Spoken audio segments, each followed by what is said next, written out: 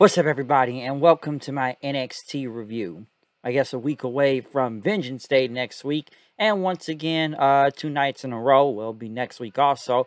Once again, we're back on Sci-Fi again, folks. I believe this wasn't a whole hour of no commercials, though, but at least I will say we started off with a really good match, though. Some would say a banger and whatnot, but it ended up being the Creed brothers versus GYV, the Grizzled Young Veterans. At least Gibson is still doing this soon-to-be recognized whole thing and whatnot. But I enjoyed this match. And the crowd was really hot for this match, too, okay? Some would say this is the best match the Creed brothers have had up to date, and that the Grizzled Young Veterans aren't really scammers anymore and stuff. But I enjoyed this match a lot. There was a lot of great shit in here, especially, like, one of the Grizzled Young Veterans doing a dive and knocking one of the Creed brothers into the post or whatnot, or at least, like, in the throat or something with the support beam and stuff. Which this was just insane, this match was. Like, it was a very enjoyable match. The Grizzly Young Veterans, not Grizzly Young Veterans, but Creed brothers trying to fight from, damn near from under and stuff. Veterans still kind of controlling most of the match and stuff. I'm sure one of the biggest things in there was, like, when one of the Creed brothers jumped off the other one and ended up hitting, like, a big superplex on, I think it was James Drake and whatnot. And then basically both the Creed brothers had hit their finisher and whatnot, and basically Brutus Creed ended up hitting like a big lariat, like a big lariat while he was on the ground for the win. Crowd was going nuts saying holy shit for this. So like I said, just a great match in general. This was a way to start off hot to begin off this show. So I'll admit I did enjoy the Grizzly Young Vets versus the Creed brothers out there. Not a bad match at all. Cora Jade was talking about Team Raquel Gonzalez until Valentia Barras and Yulisa Leon showed up. Basically, it was mostly speaking Spanish. Raquel Gonzalez came in. I guess they insulted each other in Spanish and kind of cursed each other out, too, before walking off then and whatnot. So, they ended up doing that. Wendy Chu went against Tiffany Stratton. I guess they showed Chu and Amari Miller. I guess they, bought all this stuff with that credit card, which I don't know why they Stratton just canceled the card to begin with. I don't get that. Stratton went against Wendy Chu. Honestly, I don't get any of these gimmicks. One gimmick is just one sleeping around and wearing pajamas all day and just kind of somewhat trying to say even out a new Orange Cassidy of NXT and whatnot. I'm not even sure what this gimmick really does. And just sleeping around and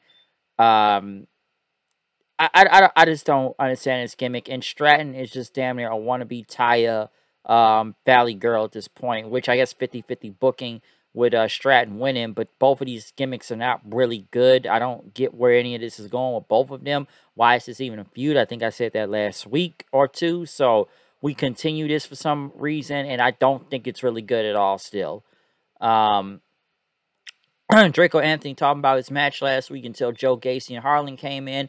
Gacy, what do they really have him doing right now other than kind of just walking around talking with random guys? Like, I don't know what's happening. Is he trying to get people to join him? I'm not really sure. But Pete Dunne was kind of promo on Tony D'Angelo, how they're going to be in a cage match next week for Vengeance Day. Draco Anthony saying, it's going to be an honor to face him.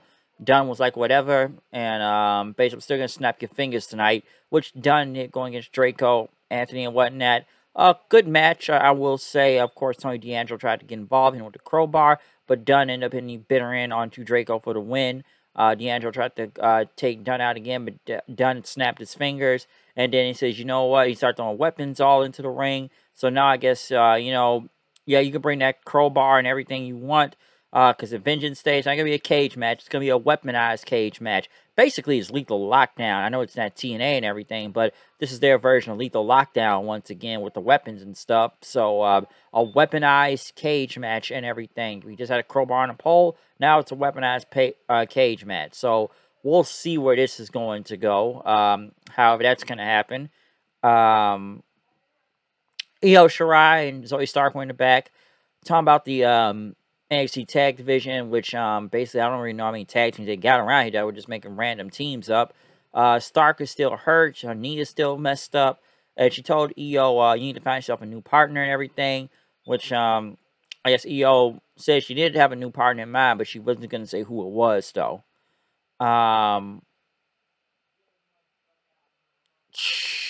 what was the next thing after that? I thought they had, like, what, Wendy Chu walking in the back, Dakota Kai, I guess, trying to take her stuff or messing with it.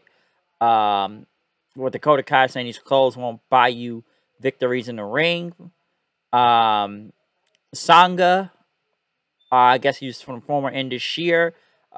Basically went against LA Knight out there with Grayson Waller. I know Waller talks about this restraining order, so why is he even really out there? Wouldn't he be too close to LA Knight then? When you think about it, I thought he was supposed to be a certain distance from him. Like, I don't think it's that close. But Knight went against Sangha out there, which, Eli Drake and Sangha ended up getting the win. Waller tried to get involved and basically exposed Turnbuckle, which Knight hit the neck breaker in for the win. So, still going after Waller and stuff. Sangha, like I said, the sky's in the sheer. At least, some say, unlike his former partner, Veer, I said Beer, but Veer, we're still waiting on him to debut on Raw whenever that happens. Duke Hudson was talking about Dante Chen, saying, he was coming after him. He's not as tough as he thinks he is. He did end up saying about Indy Hartwell, saying good luck next week in your match, and bring the gold home and whatnot. Don't know where that's going. I thought he'd be talking about Persia Perota, but this looks like it could be leading somewhere. Just looking at that, so we'll see what happens with that then. Contract signing with Wade Barrett as the moderator, Santos Escobar, and Brian Breaker. Basically they had questions of, what's going to happen next week. But Breaker says, listen, man, I'm going to keep this simple. I'm going to beat you next week, and there's nothing you can do about it. I know how these contract signings usually go, so I should just flip the table. We should start brawling now. But Escobar, wants to call me, so naive young champion. And, I'm pulling the strings here, okay? And, Breaker doesn't realize why people like Paul Heyman calling you the future of the WWE. Escobar say, I'm plotting to end your career right now. And before you can even say anything else, Dolph Ziggler is on NXT for some reason. I think they said he called him out on Twitter, or both him or Breaker have. So I'm like, Dolph Ziggler's on NXT for some odd reason. And, Ziggler say, it's quite the moment to have the NXT champion and the challenger. You only want to throw down and stuff. But, I'm here right now. And Ziggler talked about, you want to chase clout by calling me out on Twitter and stuff. But, listen, I'm getting a bonus right now. I'm getting paid. I got a flight to catch. I'm getting a bonus just to work on Tuesdays and everything.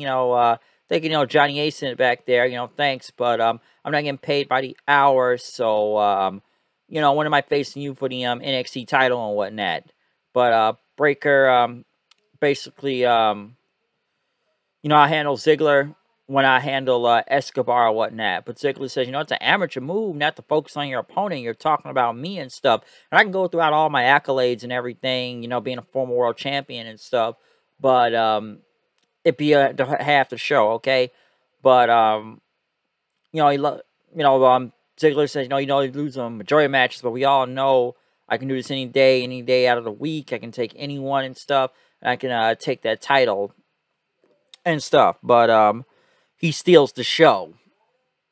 And basically, he's never had the NXT title. But now he probably wants it. Which the fans started chanting triple threat then. And Ziggler says, I don't care what you're counting. I'm in Breaker's head right now. And might take it to the thumb in the eye and stuff. But Tommaso Ciampa came out then. Basically looking at Ziggler. And how, fatal 4-way the fans wanted then. But Ciampa said it's a hard pass. And he wants, he shot back at the NXT title, but he went to call Ziggler, kid, I like kid and stuff. I like your spirit. But Escobar went on and says, what the hell is going on around here? Listen, you two are just working with each other next week, but he took your title and stuff. And you don't even go around here. You just here for some mean tweets and stuff. Once I become the champion, I'll handle every single one of you, okay? And stuff. But Ciampa says, I'm next in line. All right? So, you sit down. And I'm going to get my title shot first. But Ziggler says, all right, you call it your home and everything. A few hundred people in Florida come around clapping like seals every week. Like, what have they done for you lately, huh? Okay, because no matter what you do, when does it end, huh? How long can you be around here? Which Ziggler and Ciampa start arguing, not arguing, but brawling with each other. I guess that's going to be a match now at some point. But, Breaker and Santos brawled, and then the rest of Legado got involved, and they beat him up. Breaker fought him off and was going to put Escobar through a table, but Legado got involved again. They ended up putting Breaker through a table then. So a lot of stuff going on. I still don't really get why Ziggler is here. Maybe he's just here to help the show and stuff. And I guess have a match with Breaker for the title. And, so I would say that he'd be able to just kind of teach around here. Just, probably lead the match with Breaker and stuff. Not saying Breaker's that bad, but the guy is still new out there at the same time. It could be a really good match for him and Ziggler, though. Like I said, it would not be a bad match out there with both of these two. But, yeah, I'm surprised he's around. But I guess we're going to have Ziggler and Ciampa coming up soon enough. So we'll see what happens with that then. Saray, I still don't get why they have her just walk around with the school outfit on, and then when she comes to the ring, she's got her regular gear to go against Dakota Kai. Not a bad match. Saray ended up getting the win. I'm still trying to see where her gimmick is going. Dakota Kai just seems to just walk around and yell at random people and don't really know what's going on with her. It takes a lot of L's, though, when you think about it. They then went to Carmelo Hayes and Trick Williams at a barbershop. Basically, y'all talking about Ali J. Once again, they talk about Ali J a lot. But they talk about the Grimes match. And, he's been NXT for a few years. And he's won nothing. Like, look at his accolades. He's got nothing. Okay? Because Melo talked about winning War Games and the North American title. Melo don't miss and everything. I'm the A-champ around here. So, basically, they were just chopping it up with the guys in the barbershop. Shooting and shit. Basically, talking about how they going to beat Cameron Grimes and stuff. Indy was talking to Dexter on the phone. Persia asked if, Duke Hudson asked about her. But Toxic Attraction came in. Basically, had a photo of Duke Hudson and Indy Hartwell and whatnot, which then everybody brawled in the locker room then, beating the hell out of each other, showing that photo. They had a Nikita Lyons promo. Basically, once talk about her, she could sing and kick ass and stuff, and that bringing that weak ass shit. So, still waiting on her. Super thick. Josh Briggs was talking to Brooks Jensen and basically still trying to get Kaden Carter and stuff. I guess he went there in Casey saying, you guys hanging out. We could all hang out, all four of us and stuff. That sounds fun. But basically right after that, like, what are you doing? Why are you dragging me into this? All right, okay? But Jensen basically said, listen, just take Casey to the movies next week and I can hang with Kaden and everything. But, I got money and Briggs said, listen, man, movies cost $20 a pop, okay? Especially for two people. You give me this sweaty $8 and stuff. Why is this money all musty and everything? So, still trying to get a date with them. MSK went against Idris Enofe and Malik Blade. Not a bad match. It's okay. I figured MSK was going to win anyways, given that they are still like the reigning Dusty Cup champions from last time. So I didn't really see MSK losing here. But a pretty good match. Not as good as the opener and whatnot when it was real hot. But not a bad match at the same time, too. We did have a video package for Cameron Grimes. Talk about his home in Cameron, North Carolina. So, ever since he got NXT, it's been a roller coaster for him. And, I'm taking a lot and stuff. The more that can hit him. He's a self-made man. He's got the money, the cars, the house, all that stuff. But, you can trade all the way and live back trailer park, if he can't add that, that title on his mantle. That's what he got in this business for. And that Melo, yeah, he's on a roll right now. But, Grimes says it's going to be one-way ticket to the moon, baby, and all that stuff. Whitney Chu talked to Dakota Kai, saying it's not easy as it seems. I don't know why they're trying to make a feud out of this. Toxic Attraction was to the ring until once again Persia Pirotta and Indy Hartwell attacked the tag team champions. So they had to send out Mandy on her own against Kaylee Ray, which was the main event for the NXT Women's title. I personally would have waited till Vengeance Day next week. I don't know why they're doing this now, which was a very good match. I would say someone would say once on Kaylee Ray, so it wasn't a bad match. Obviously, it'd be a screwy finish with Toxic Attraction getting involved. I think they probably should have waited till Vengeance to do this show, but Distraction, Mandy Rose got the win, and then they ended up picking up Kaylee Ray's bat, was going to hit her with it until Io Shirai came out and brawled and knocked all of them out of the ring. So could this be Io's partner or whatnot for, this Dusty Classic for the women coming up soon? Because, hey, just had a women's title shot, but now probably in the Dusty Cup with, Stark being out and everything. So, hey, we need tag teams, we need bodies, and they don't really have a lot of women to put in tag teams, looks like right now. So they need something to get this thing rolling, all right? But other than that, though, that's my review of NXT. It's okay, I guess, in some ways or whatnot. Not a bad show, particular what we already seen, but this one wasn't the worst one. Basically, it was just building into Vengeance Day and stuff. So Don't know what's going to happen with that, but we'll see what happens then. But other than that, comment, subscribe, follow me on Twitter, Hood 990. I'm out of here. I'll see you guys then. Peace out.